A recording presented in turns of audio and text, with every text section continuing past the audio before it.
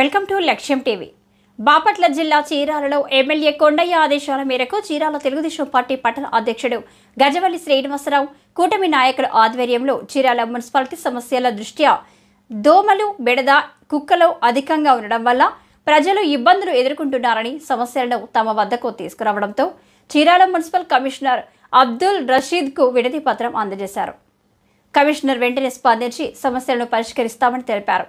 కార్యక్రమంలో టీడీపీ ప్రధాన కార్యదర్శి కోనరు రత్నబాబు, నరాల తిరుపతి రాయుడు, బోయిన శ్రీను, మస్తాన్ రావు, గొట్టిపాటి కుమార్ బాబు, కాగిత మంగపతి తదితర నాయకులు ఈ కార్యక్రమంలో పాల్గొన్నారు.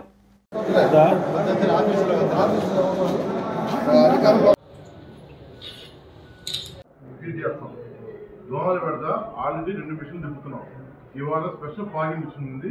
ఆ పెద్ద ఫాగింగ్ మిషన్ కూడా 100 లీటర్లు కాలింది. ఆ 100 లీటర్ల కాలింగ్ మిషన్ కూడా ఈ రోజు సాయంత్రం పెట్టేస్తాం.